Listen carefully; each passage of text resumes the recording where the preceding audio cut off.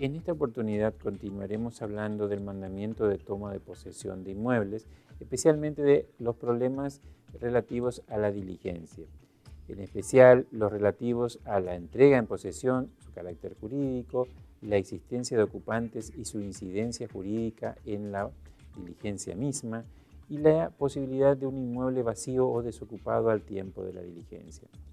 En cuanto a la entrega de posesión, ¿en qué consiste exactamente la entrega de posesión? ¿Qué significa para el oficial de justicia entregar la posesión de un inmueble a una persona determinada? Hay que distinguir la posesión de la tenencia. Ambas son conceptos jurídicos e instituciones jurídicas distintas.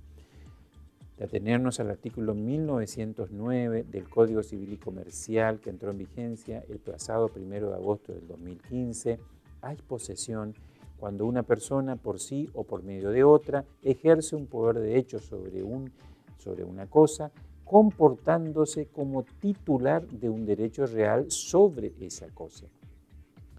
Por su parte, el artículo 1910 del Código Civil y Comercial dice, en relación a la tenencia, hay tenencia cuando una persona por sí o por medio de otra ejerce un poder de hecho sobre una cosa, comportándose como representante del titular del derecho real sobre esa cosa. Es decir, lo que hay en común en ambas instituciones es el poder de hecho sobre la cosa, la posibilidad de ejercer actos materiales sobre la cosa. En cambio, en cuanto a sus diferencias, en la posesión, la persona que afirma o ejerce ese poder de hecho se presenta hacia los terceros, hacia toda la comunidad, como el titular del derecho real sobre esa cosa. En cambio, en la tenencia, la persona que ejerce ese poder de hecho no se presenta como titular, sino como representante de otra persona, que sí es el titular del derecho real. ¿Qué es lo determinante entonces en una diligencia de toma de posesión en esta diferencia que nosotros planteamos? Para que pueda hablarse de toma de posesión realmente, lo determinante es el poder de hecho sobre la cosa, es decir, la posibilidad de ejercer actos materiales sobre esa cosa que se está entregando en posesión. El artículo 1922, inciso B del Código Civil y Comercial, dice, para adquirir el poder de hecho sobre una cosa es necesario el contacto físico con una cosa y además el ingreso efectivo sin oposición en el caso de un inmueble, precisamente para poder ejercer ese contacto físico. Esto último surge del artículo 1926 del Código Civil y Comercial. Entonces, la entrega de posesión se cumple para el oficial de justicia a través del ingreso efectivo al inmueble y no se cumple a través de simples manifestaciones que formulan en el acta, sea el oficial de justicia de entregar la posesión, sea de la persona que recibe de haberla recibido de este funcionario. Por su parte, el artículo 1094 del Código Civil y Comercial expresamente dice, la tradición, es decir, la entrega de la cosa, que se aplica perfectamente al acto que realiza el oficial de justicia, consiste en actos materiales y no se suple por una declaración. Es decir, el oficial de justicia debe ingresar al inmueble para poder entregar la posesión a la persona indicada. No se puede entregar sin ingresar. Este es el principio básico que rige esta cuestión. Por consiguiente, el oficial de justicia no puede o no podría entregar la posesión desde la vereda y menos aún desde la oficina. ¿Qué pasa si existen ocupantes? ¿Es posible la entrega de la posesión de un inmueble? Hay que aclarar algo. La toma de posesión nunca implica desalojo. Esto significa que si existen ocupantes, estos ocupantes pueden afectar seriamente la posibilidad jurídica de la diligencia. El principio general es que si están mencionados en el texto del mandamiento, la existencia de ocupantes no impide la diligencia de toma de posesión. En este caso, el oficial de justicia se limita a entregar la posesión a la persona indicada y simplemente informa en el acta la existencia de ocupantes, la identidad y la calidad de la ocupación que invocan. Y finalmente entrega una copia de la diligencia, no a la persona que recibe, sino a los ocupantes con quienes él se entendió en el acto.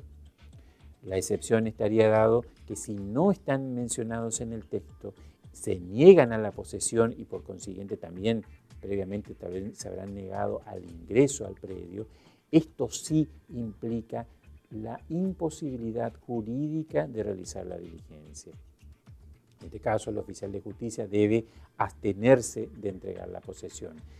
Debe informar la existencia de sus ocupantes que se niegan y debe comunicar la identidad y calidad de su ocupación.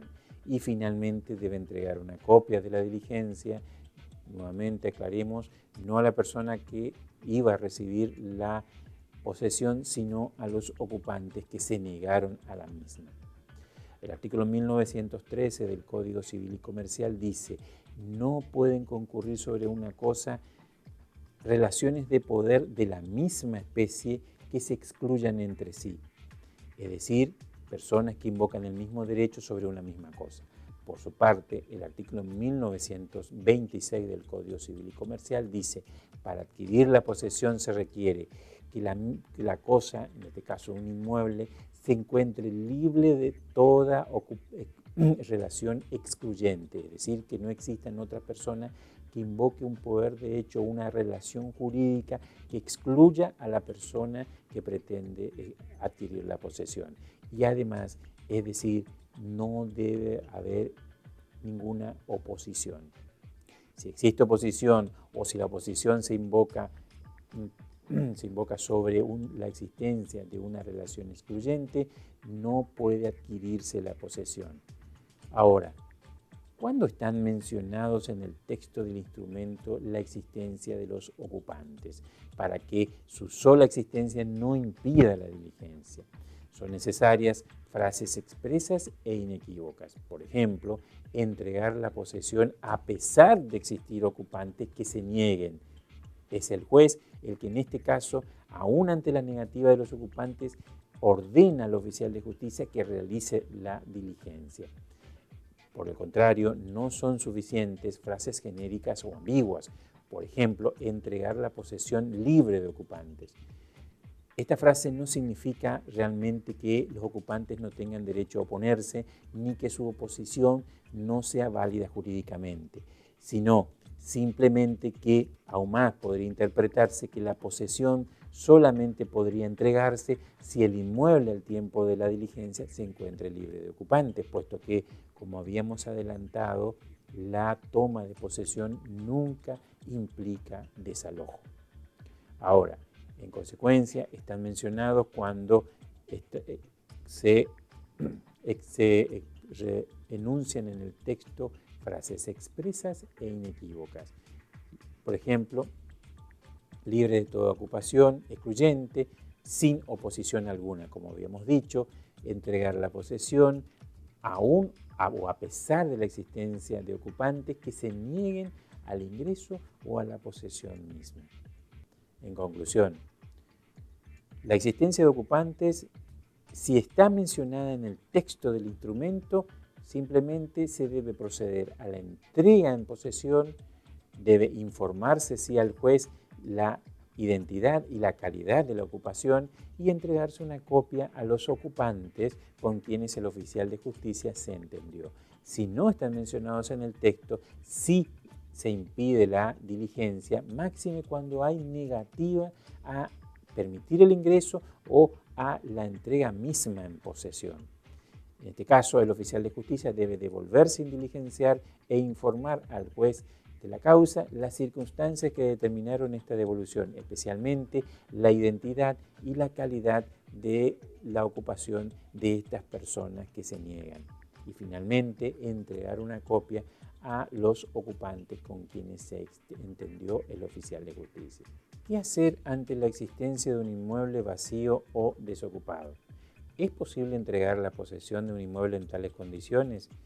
Especialmente cuando no hay nadie que pueda oponerse o, mejor, permitir el ingreso para que se puedan ejercer actos materiales sobre la cosa.